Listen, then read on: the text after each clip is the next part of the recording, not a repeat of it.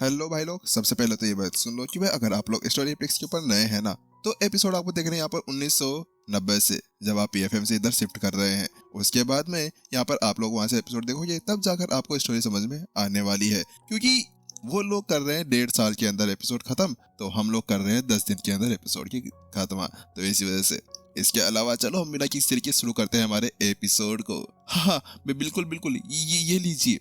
यहाँ पर जैसे ही विजेंद्र उसकी वो डरावनी डरावनी आंखें देखता है, जिसके अंदर कातिलाना नजराएं गुमी हुई थी। उसके साथ में यहाँ पर विजेंद्र जल्दी से अपनी रिंग को बाहर निकालता है और ये बोलता है, ये लीजिए मास्टर, आपके लिए मेरी रिंग, आप इसके साथ में जो करना चाहे वो कर सकते हैं। वहीं दूसरी तरफ यहाँ पर विपिन भी जल्दी से उस रिंग को अपने हाथ के अंदर ले लेता है और उसके अंदर से इंस्क्रिप्शन को हटाता है और उसके अंदर देखने लगता है। अच्छा, अच्छी अच्छी है, मजा मजा आ गया, क्या बात है, तुमने तो बहुत अच्छी चीजें रखी हुई है। यहाँ पर विपिन उसके अंदर देखता है तो पाता है कि उसके अंदर बहुत अच्छी अच्छी शानदार शानदार चीजें भरी हुई थी। वास्तव में बात कुछ ऐसी थी कि इस जगह पर वो चीजें विपिन के किसी काम की नहीं थी, लेकिन मोहन, उसके माता पिता और सिमर के ये बहुत ज्यादा काम आ सकती थी। तो इसी वजह से विपिन कहता है, हाँ चलो ठीक है, ठीक ठाक है, तुम जा सकते हो। उसके साथ में क्या ठीक ठाक है, लेकिन अब ये देखते हुए कि उसके पास में एक अच्छा मौका था, शक। यहाँ पर विजेंद्र ऐसे वहां से गायब होता है जैसे कि यहाँ पर सामने कभी वो था ही नहीं, कभी उसका अस्तित्व वहां पर पाया ही नहीं गया था। और वह दुम दमाकर अपने पीछे यहाँ पर एक रॉकेट लगाकर खुश हो जाता है। वहीं दूसरी तरफ विपिन अब सभी की तरफ पलटता है और उन सभी से कहता है, चलिए ठीक है, आप सभी का जो सामान है ना, आप उसको ले सकते हैं, मेरी किसी काम का नहीं है। तो वहीं दूसरी तरफ यहाँ पर सभी थोड़ी देर के लिए तो पीछे की तरफ खिसक रहे थे, लेकिन जब विपिन की वो बातें सुनते हैं तो उसके साथ में उनके दिल के अंदर एक अच्छा सा ख्याल आ जाता है। अरे रोमांटिक नहीं, तुम बहुत गंदे हो रहे हो आजकल, विपिन की स्टोरी खत्म हो रही है, तुम यहाँ पर रोमांटिक होते जा रहे हो। उसके साथ में यहाँ पर वो लोग धीरे धीरे आगे चलते हुए आते हैं। बात कुछ ऐसी थी कि पहले तो उनके दिल के अंदर बहुत ज्यादा कठोरता भरी हुई थी कि ये बंदा अगर पहले उनको बचा सकता था तो उसने बचाया क्यों नहीं। लेकिन ये देखते हुए कि यहाँ पर उनको उनके सामान वापस मिल गए हैं, तो उनका दिल यहाँ पर पिघल गया था। वहीं तनवीर भी अब आगे बढ़ता है और कहता है, आपका आपका थैंक यू सीनियर। उसके साथ में यहाँ पर वो उसको ग्रेड करने लगता है और वो भी अपनी स्टोरी वापस अपने पास में ले लेता है। अरे अरे, इसकी कोई भी जरूरत नहीं है, वो तो बात कुछ ऐसी है कि मैंने गलती से ना तुम्हारे उस एसेंस को यहाँ पर एब्जॉर्ब कर लिया था, उसकी वजह से यहाँ पर मैं तुमसे माफी मांगना चाह रहा था। बात कुछ ऐसी थी कि विपिन पहले उसको स्टूडेंट बनाना चाह रहा था, लेकिन अब ये देखकर कि उसका सामान वापस चला गया है तो उससे पूछता है, मुझे मेरे हिसाब से यहाँ पर तुम मुझे माफ कर सकते हो ये सामान लेने के साथ में ही। तो वहीं दूसरी तरफ तनवीर कहता है, हाँ हाँ बिल्कुल बिल्कुल, आपको इसकी चिंता करने की कोई भी जरूरत नहीं है। तनवीर ने अपना सर हिला दिया। उसके साथ में वो थोड़ी देर के लिए चुप होता है और थोड़ी झिझक के बाद में पूछता है, सीनियर, अगर मैं आपसे एक सवाल पूछूं तो क्या आप उसका जवाब देंगे?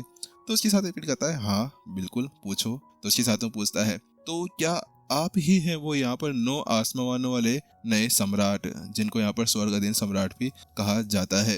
क्योंकि यहाँ पर जो तनवीर था वो विपिन को देख पा रहा था कि वो कितना छोटा था और कैसा था, उसकी ताकत कैसी थी। तो इसके साथ में ही हाँ हाँ मैं वही हूँ। विपिन ने केवल अपना हल्का सा नॉर्मल सा सर हिला दिया, लेकिन जैसे यहाँ पर उसने अपना सर हिलाया, उसके साथ में ही यहाँ पर भीड़ के अंदर हड़कंप मच जाता है। क्या ये स्वर्गाधीन सम्राट है? अरे अरे, ये देखो, ये तो स्वर्गाधीन सम्राट है, वास्तव में ये कितने ज्यादा पावरफुल है। उसके साथ में वो सभी यहाँ पर बड़े खुश हो रहे थे।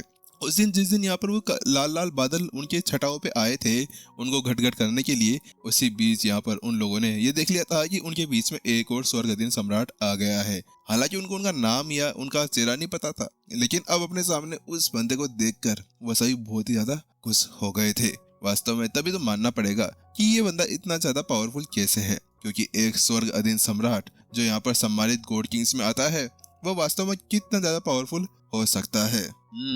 वही दूसरी तरफ तनवीर भी अपना सर हिलाता है। अब मुझे पता चला कि आपने कैसे यहाँ पर उस शुद्धतम आत्मा एनर्जी को अपने अंदर एब्जॉर्ब कर लिया। ये जो शुद्धतम आत्मा एनर्जी है उसको कोई सम्मानित गॉड किंग भी एब्जॉर्ब नहीं कर सकता है। वो तो यहाँ पर आप एक सम्राट हैं, तो इसी वजह से आपने बड़े आराम से इसको एब्जॉर्ब कर लिया था, क्योंकि ये एक कोई ऐसी नॉर्मल चीज नहीं थी जिसको यहाँ पर कोई भी खड़े खड़े एब्जॉर्ब कर सकता था। चलो चलो फिर हम लोग यहाँ से चलते हैं। विपिन अपना हाथ दिलाता है और वहां से जाने लगता है। तो उसके साथ में तनवीर कहता है, सीनियर एक मिनट, हाँ क्या हुआ बोलो। तो उसके हाथ में बोलता है, सीनियर बात कुछ ऐसी है, इस जगह पर यहाँ पर वो है ना टेलीपैथी द्वारा बात करने शुरू कर गए थे। तो उसके हाथ में बोलता है कि सीनियर बात कुछ ऐसी है कि यहाँ पर है ना मुझे एक ग्रास का पता चला है। क्या ग्रास? कौन सी ग्रास? तो उसके बाद वो बताता है कि मुझे यहाँ पर सम्राट स्पिरिट ग्रास के बारे में पता चला। क्या? सम्राट स्पिरिट ग्रास? जैसे यहाँ पर तनवीर की वो टेलीपैथी आवाज विपिन सुनता है तो उसके साथ में वो हैरान रह जाता है। वो वास्तव में उस ग्रास के बारे में पहले सुना था। ये एक सम्राट स्पिरिट ग्रास होती है जिसके अंदर सम्राट की पावर होती है। वास्तव में ये ग्रास कोई नॉर्मल चीज नहीं है। इसके अंदर ऐसी पावर छुपी हुई है जिसके साथ में वो इजीली यहाँ पर अपनी साधना को आगे बढ़ा सकता था और बहुत ज्यादा पावरफुल हो सकता था। तो विपिन ने पूछा, क्या क्या तुम यहाँ पर मुझे बताओगे कि वो कहाँ पर है? वास्तव में इस जगह पर विपिन के मुंह के अंदर अब पानी सा आने लगा था। जी हाँ, मैं आपको जरूर बताऊंगा, लेकिन इसका क्या करें? उसके साथ में तनवीर उसको बताता है और उससे पूछता है और वो गॉड किंग की तरफ इशारा करते हुए कहता है, अच्छा ये अब हमारे किसी काम का नहीं है, इसे मार दो। विपिन ने केवल एक जोरदार सी आवाज के अंदर उससे कहा। लेकिन वहीं दूसरी तरफ, नहीं नहीं, मुझे मुझे मुझे माफ कर दीजिए, मुझे माफ कर दीजिए, मैं आइंदा ऐसा नहीं करूंगा, मुझे माफ कर दीजिए, मैं वास्तव में माफी मांगता हूँ। यहाँ पर जो गॉड किंग था वो उस बात को सुनते ही अचानक से यहाँ पर अपने घुटनों के बल बैठ जाता है और भीख मांगने लगता है, प्लीज प्लीज मैं आपके जूते चाट लूंगा, प्लीज मेरे को दे माफ कर दीजिए, आप कुछ भी करवा लीजिए। लेकिन वहीं दूसरी तरफ विपिन ने केवल अपनी चुटकी बजाई और जैसे ऐसा किया, अगले ही पल बूम, वहीं उस गॉड किंग के चित्रे चित्रे उड़ जाते हैं और वो लिथड़ों के अंदर सिमट जाता है। वहीं उस चीज को देखने के बाद में ही यहाँ पर जैसे ही बाकी सब लोगों ने वो चीज देखी तो उनकी रूह यहाँ पर उनके गलबेले से बाहर निकलकर बाहर डांस करने आ गई थी। हे भगवान, ये इतना ज्यादा निर्दयी है। वास्तव में उन लोगों को पहले ऐसा लगा था कि ये बंदा बहुत ज्यादा छोटा है तो इसी वजह से ये शायद किसी के ऊपर भी रहम कर सकता था, लेकिन अब ये देखते हुए कि यहाँ पर वो किस तरह से इतना ज्यादा पावरफुल और इतना ज्यादा बेरहम है, वास्तव में अब वो उसके सामने नहीं टेक सकते थे। तो वही तनवीर ने भी अपना सली लाया। वास्तव में मानना पड़ेगा कि नए सम्राट कोई नॉर्मल व्यक्ति नहीं है। अगर कोई बंदा उनसे प्यार से रहता है तो प्यार से रहेंगे, अगर कोई बंदा उनकी औकात से बाहर जाता है तो उसके साथ में उनको औकात दिलाना भी याद आ जाता है, जैसा कि अभी मैंने अपने सामने का नजारा देख लिया था। वहीं दूसरी तरफ विपिन ने कहा, चलो ठीक है, हम लोग चलते हैं। उसके साथ में तनवीर जल्दी से आगे बढ़ जाता है और उसके नेतृत्व के पीछे पीछे अब वो आगे की तरफ जाने लगते हैं। शक शक शक। वहीं दूसरी तरफ यहाँ पर जो विजेंद्र था वो अभी तक भी यहाँ पर आगे की तरफ भागता हुआ जा रहा था। वास्तव में इस जगह पर उसकी लाइटनिंग जैसी स्पिरिट को देखते हुए यहाँ पर वो एक तरह जाकर रुक जाता है। मैं उसको नहीं छोड़ने वाला, उसकी इतनी हिम्मत कैसे हो गई मेरे साथ में ऐसा करने की। वहीं दूसरी तरफ अब यहाँ पर जो विजेंद्र था वो पूरी तरह से हाँफता हुआ एक जगह पर जाकर रुक जाता है। हालांकि इस जगह पर उसकी सारी चीजें भीगी हुई थी, क्या क्या भीगी हुई थी वो बता नहीं सकता मैं, ठीक है। इसके अलावा यहाँ पर वो कहता है, मुझे ऐसा लगता है कि यहाँ पर ये नया वाला स्वर्ग अधीन सम्राट होगा जिसको यहाँ पर स्वर्ग की तरफ से यहाँ पर सम्मान मिला होगा, लेकिन मैं उसको पहचान तो गया हूँ लेकिन उसको छोड़ने वाला नहीं हूँ। इसकी इतनी हिम्मत कैसे हो गई कि यहाँ पर मेरे बीच में आए। इस जगह पर विजेंद्र को अपनी चीजें नहीं चाहिए थी, उसको अभी अपना सम्मान चाहिए था। मैं अभी इसको यहाँ पर सबक सिखाऊंगा। अभी रुक जा बेटे, यहाँ पर मैं अपनी सीनियर रेनू को बुलाकर देखता हूँ, तेरी हालत खराब कर दूंगा। इस जगह पर वो जानता था कि अभी जो सीनियर रेनू उसके साथ में आई थी वो उसको यहाँ पर संभाल सकती थी। इसी वजह से यहाँ पर वो जल्दी से अपने पास में से एक टोकन बाहर निकालता है और उसके ऊपर एक मैसेज लिख देता है।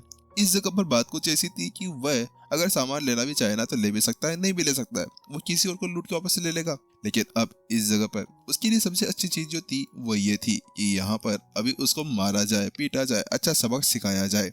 शक। वही जल्दी से अचानक से यहाँ पर आसमान पूरी तरह से हिलता है और उस जगह पर डायमेंशन क्रैक होता है और उसके बाद में एक लड़की वहां पर दिखाई देना शुरू हो जाती है।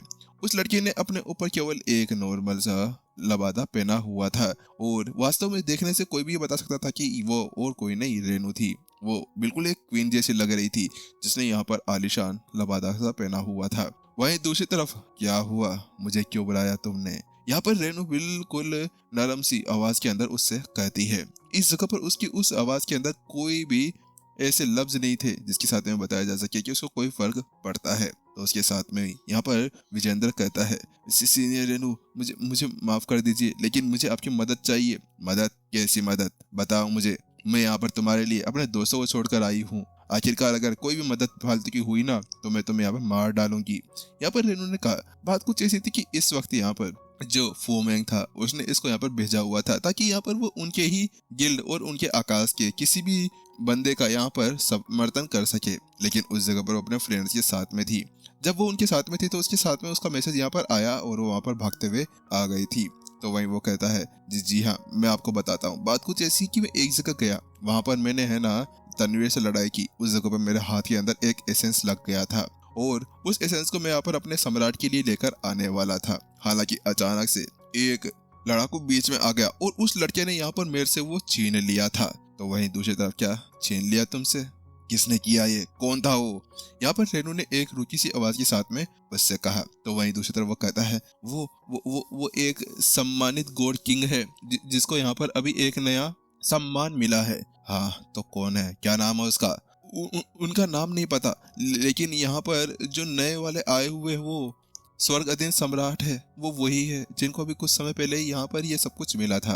तो वहीं दूसरी तरफ अच्छा ऐसी बात है, मेरे को इसी का तो वेट था। रेनू जैसे यहाँ पर उसके बारे में सुनती है कि यहाँ पर जो बंदा उनको परेशान कर रहा था वो कोई और नहीं, वो नया स्वर्ग अधीन सम्राट था। तो उसकी आंखों के अंदर बहुत ज्यादा खतरनाक तरीके से चमकने लगती है। वास्तव में इस जगह पर उसको एक बार टेस्ट करना चाह रही थी। कहाँ है वो? मेरे को उसके पास में लेकर चलो। वास्तव में उसकी इतनी हिम्मत की यहाँ पर वो मेरे जूनियर्स के साथ में इस तरह से पंगा लेता है, बड़ा बेशर्म होगा वो। चलो चलते हैं। तो वहीं दूसरी तरफ यहाँ पर जल्द ही यहाँ पर जो विजेंद्र था वो आगे तरफ बढ़ जाता है और जल्द ही आगे तरफ जाने लगता है। लेकिन कुछ दूर जाने के बाद में वो रुक जाता है और कहता है तुम रुक क्यों गए? तो वहीं दूसरी तरफ विजेंद्र कहता है मेरे हिसाब से हमें वापस नहीं जाना चाहिए, वो बहुत ज्यादा खतरनाक है, वो हमें मार डालेगा। तो वहीं रेनू कहती है मैं तुम्हारे साथ हूँ, तुम्हारे यहाँ पर कोई भी हाथ नहीं लगा सकता। अच्छा ऐसी बात है, तो फिर चलिए। उसके साथ में यहाँ पर उसके तो पूरी तरह से यहाँ पर अब एटीट्यूड ही चेंज हो गया था और वो जल्दी से आगे तरफ जाने लगता है। अब वो उस ग्रुप के पास से पहुंच जाते हैं जिस ग्रुप के साथ में पहले यहाँ पर तनवीर, विपिन और सिमर थे। तो वहीं वो जाकर पूछती है मुझे ये बताओ कि आखिरकार वो 9 आसमानों वाला सम्रानित सम्राट भगवान कहाँ पर है? वही दूसरी तरफ यहाँ पर क्या वो हमें नहीं पता उसके बारे में, आखिरकार वो कहाँ पर गए हैं।